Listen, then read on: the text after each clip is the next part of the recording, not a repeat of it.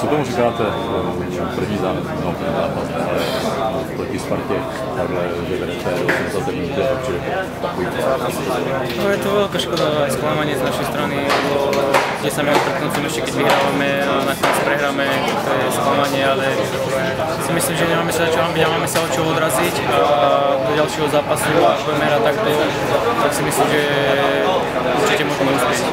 No, nebylo to třeba kondici, že to pak nestíhali, že to nezvládali?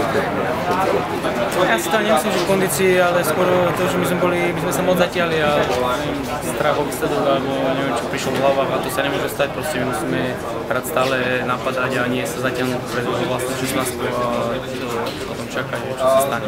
No, měli jste stavit zase dva nové hráče, projevilo se to nějak na že těch potom sami jste hráli? Ja si myslím, že áno, sme zase posunuli kader, tak je to od zápasu k zápasu lepšie a chalani, čo prišli noví, tak určite pomohli. Jak vy se cítíte tady v tom týmu, hodně mladém? Je to hodne mladé mužstvo, ale nevadí. Ja sa cítim dobre a dúfam, že sa tak zohrávam s mužstvom, ale dúfam, že to bude dobré a budeme odbískať konečne body. Dneska jsem měl 3 takové šance, že jo, tyčka, pak jsem nevracil prázdnou branku, takže když se to mi popsat ta tyčka. No ja som mal vlastne fakt také dve úplne čisté šance, čo som mal gól, jedna tyčka a druhá brankár rozohral.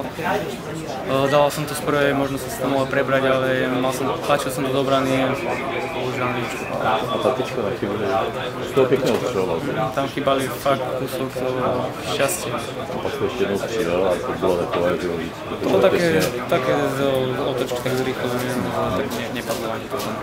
No, ale bez toho u toho nahrávostka, ten první gól, to asi potěší, ne?